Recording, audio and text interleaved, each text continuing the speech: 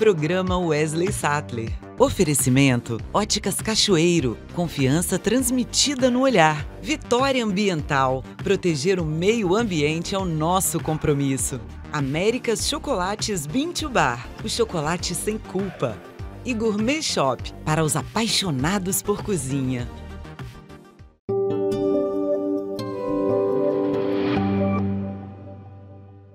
Olá, Espírito Santo, bem-vindos ao programa Wesley Sattler. Oh, coisa boa, estamos aqui de volta para conversarmos, para entendermos, para jogarmos luz nesse estado maravilhoso sobre tudo o que acontece na vida do capixaba e do Brasil. Da última vez que eu estive aqui na sede da Polícia Federal do Espírito Santo, conversando com o superintendente Eugênio Ricas, nós estávamos falando sobre a implementação da Força Tarefa aqui no Espírito Santo. E agora eu volto aqui para saber como está a Força Tarefa.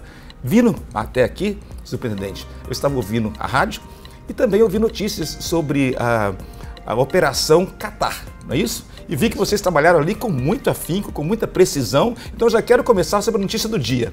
Como tudo isso está acontecendo? Como é que vocês conseguem detectar esses problemas, se envolver com eles e resolvê-los? Olha só, Wesley, primeiro dizer que é um prazer estar de volta aqui ao seu programa. Hoje nós deflagramos a Operação Catar, foram cumpridos 5 mandados de busca, 2 mandados de busca aqui no Espírito Santo, 3 em Santa Catarina. Essa operação ela teve início a origem dela foi a partir da prisão de 3 jovens em Doha, no Catar, no aeroporto. Foram 2 capixabas, 2 meninas aqui do Espírito Santo, 20 e 22 anos de idade, um paranaense, eles estavam com 10 quilos de cocaína. E o destino dessa cocaína era Tailândia. Esses 3 jovens foram condenados a 10 anos de cadeia numa prisão do Oriente Médio. Pensa bem, não é coisa fácil, não é prisão do Brasil. Na Tailândia é pena de morte, não é? E se eles chegassem na Tailândia e fossem presos, eles seriam condenados à pena de morte. Então, assim, não é brincadeira. A partir dessa prisão, a gente deu prosseguimento às investigações. Hoje nós demos cumprimento a esses mandados de busca e apreensão às pessoas que aliciavam esses jovens. Foram cumpridos 2 mandados de busca aqui e 3 mandados de busca em Santa Catarina. O objetivo é coletar mais provas para que depois a justiça possa condenar todo o grupo, não só os jovens, né, que já foram condenados lá no Catar, mas também os principais responsáveis, esses traficantes que aliciam os jovens para fazê-los com que eles façam o trabalho de mula, né, esconde a droga na mala, esconde a droga no corpo, na roupa dessas pessoas. Um alerta importante até, porque às vezes o jovem recebe uma oferta, acha que é dinheiro fácil, que vai mandar essa droga e que vai receber o dinheiro. O risco é muito grande, né? Jovens de 22 anos, né? 20 anos, 22 olha anos. Isso, gente. E que está colocando a vida em risco por causa de migalha. E jovens capixabas, eles são aliciados por pessoas de outros estados? Ou existe uma organização aqui no Espírito Santo que faz isso? Esse tipo de criminoso tem no mundo inteiro e no Brasil inteiro, né? Nesse caso específico, o grupo prioritariamente era de Santa Catarina, mas tinha também participação aqui no Espírito Santo. E como é que faz para a gente entender ou surpreendê-los antes deles estarem aqui no Espírito Santo trabalhando para cooptar nossos jovens? A verdade é que hoje o crime não tem fronteira, né? A mesma organização criminosa que atua aqui no Espírito Santo, atua em São Paulo, atua no norte do país, muitas vezes atua até fora do país. Nós temos feito várias operações aqui no Espírito Santo, pegando droga que tem sido colocada no fundo dos navios, né, com mergulhadores. A gente sabe que esse trabalho tem sido feito por organizações criminosas internacionais, inclusive o PCC, faz muito isso, primeiro comando da capital de São Paulo. Essa organização criminosa ela atua em toda a América do Sul, atua na Europa.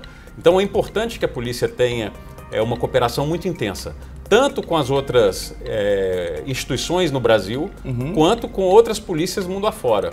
Esse é o caminho para que a gente tenha as informações e para que depois que a gente detecte alguma coisa por meio das investigações, que a gente consiga o apoio necessário para atuar em outros países, para atuar em outros estados. Isso é fundamental. E essa relação de apoio, depois que a operação, aliás, que a Força Tarefa está em operação? Pois é, a Força Tarefa foi uma grande sacada aqui no Espírito Santo, Força Tarefa de Segurança Pública. Hoje, a Força Tarefa atua com a Polícia Federal, Polícia Rodoviária Federal e todas as guardas municipais da Grande Vitória. Vitória, Vila Velha, Serra, Cariacica e Viana. Todo mundo trabalhando no mesmo ambiente. O governo do estado já acenou que vai participar. Nós estamos tramitando a documentação para que a Polícia Civil, a Polícia Militar e a Polícia Penal também façam parte dessa força-tarefa. Então você vê várias instituições, cada uma com uma expertise, cada uma com uma área de atuação, mas trabalhando em conjunto, investigando as organizações criminosas aqui do Espírito Santo, trabalhando na descapitalização dessas organizações criminosas. O que é descapitalização? É preciso, Wesley, tirar o patrimônio dos criminosos, né? Identificar carros, aeronaves, embarcações, imóveis, contas correntes e retirar esse patrimônio para matar a organização criminosa, né? O traficante não vende fiado. Então, se você retira o patrimônio dos criminosos, você acaba com a atuação deles. Esse é o trabalho da Força Tarefa. E a atuação nas nossas fronteiras? Nós temos 14 mil quilômetros de fronteira seca. Quer dizer, e muita dessa área é área de mata, de vegetação muito intensa. Então, é difícil você falar em controle de fronteira. O que você precisa fazer é ter uma atividade de inteligência intensa, saber qual é a rota do tráfico de drogas, saber qual é a rota do tráfico de armas e atuar com inteligência e principalmente com cooperação. Quando a gente fala de fronteira, é importante a gente ter uma cooperação internacional muito forte. Então, nós temos uma cooperação muito boa com o Paraguai, com Bolívia, com Colômbia, com Peru. Hoje, todos nós sabemos que a cocaína ela é produzida na Bolívia, no Peru e na Colômbia. Muita maconha que entra no Brasil é produzida no Paraguai. Então é preciso você ter cooperação intensa com esses países para receber as informações e para fazer a prisão desses traficantes. E mais, depois que você faz a prisão, continuar na investigação e identificar o patrimônio dessas organizações criminosas. Ok, e agora um tema um pouquinho mais polêmico. Essa flexibilização da compra de armas, isso pode ter ajudado também ao crime ficar ainda mais, com mais acesso a armas? Olha, ainda há um critério, né, para a venda de armas. Mas não pode ser terceirizado para outros que não estão exatamente envolvidos no crime e assim? É possível, é possível. E aí é um papel das polícias, né? As polícias precisam atuarem para identificar quem é que está fazendo essa solicitação. A Polícia Federal ela é responsável por emitir autorização para compra de arma e autorização para porte de arma. São duas coisas diferentes. Né? O cidadão ele pode ter uma arma em casa, ter autorização e não ter autorização para portar, para transitar com essa arma. No caso do porte, o requisito é muito mais difícil. Ele precisa efetivamente demonstrar a efetiva necessidade. Então, é muito complexo ter um porte de arma. Esses decretos, eles flexibilizaram a aquisição de arma. Então, hoje, se o cidadão ele faz um curso de tiro, ele passa num psicotécnico e ele tem todas as certidões negativas, né? Ele não pode ter cometido nenhum crime, não pode responder a nenhum inquérito, o que por si só já é um filtro, ele acaba tendo o direito de comprar arma. O Supremo decidiu que é preciso demonstrar a efetiva necessidade, então isso ainda está em discussão, a gente está vendo em que pé que isso vai ficar, se vai ser tão complexo comprar arma quanto ter o porte de arma ou não, isso ainda está sendo discutido judicialmente, né? Mas fato é que quando a Polícia Federal, fazendo essa análise, ela percebe que é um laranja que vai comprar arma ou que não é uma pessoa que tem aquelas condições, aqueles requisitos, a gente indefere e em algumas vezes a gente até encaminha para apuração de inquérito. E a própria Polícia Civil também já fez algumas investigações nesse sentido. Eu gostaria também que o senhor avaliasse um caso recente que aconteceu aqui no Espírito Santo, que foi aquele caso lá em Santa Leopoldina, né? Que houve aquele crime que foi cometido e as pessoas conseguiram chegar aos criminosos ali. Como o senhor avalia a força da Polícia Civil, de todo o nosso estado também? Teve alguma participação da PF nisso? A resposta que o Estado do Espírito Santo deu foi excepcional, né? Muito rápida. O crime aconteceu numa sexta-feira, acho que numa sexta-feira mesmo, no fim de semana, todos alguns foram presos, alguns foram mortos em confronto, então essa resposta foi muito bem feita, graças a um trabalho importante da Polícia Rodoviária Federal, da Polícia Civil, da Polícia Militar.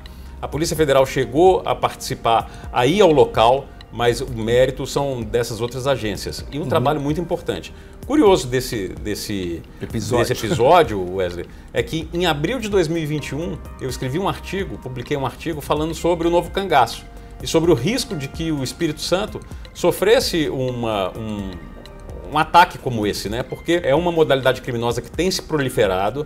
Inicialmente acontecia só no norte do país, em regiões mais isoladas, mas a gente já percebeu que no interior de São Paulo já sofreu ataques como esse, no interior de Minas Gerais, e agora a gente teve esse caso também no Espírito Santo.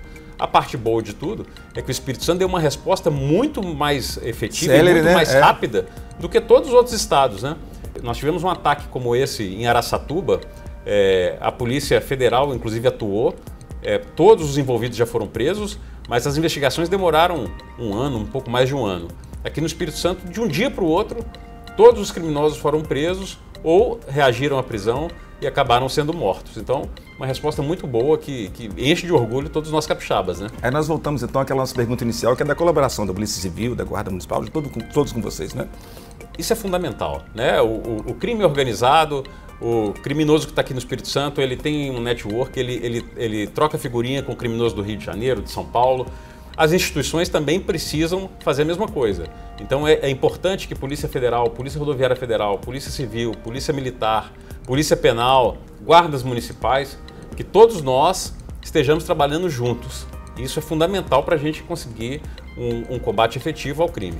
Eu quero encerrar essa entrevista dando os parabéns ao senhor, particularmente, porque a gente tem acompanhado o seu trabalho durante todos esses anos e vimos também a sua participação nos Estados Unidos, não é isso? Trazendo para a gente um network incrível. Nós temos que ter uma polícia conectada com não só tecnologia, mas agentes internacionais e múltiplos para fazer realmente uma cobertura completa do que pode ser evitado no Espírito Santo e no Brasil. Então, parabéns, nós precisamos de segurança, um Estado seguro é um Estado que nós temos o prazer de viver e trabalhar. E eu falo sempre muito em turismo, né? A minha plataforma sempre foi falar do turismo no Espírito Santo. E não há turista que queira visitar um local, esteja visitando um país ou um estado, uma cidade, que a insegurança seja evidente ou seja um fator preponderante para que ele não esteja ali.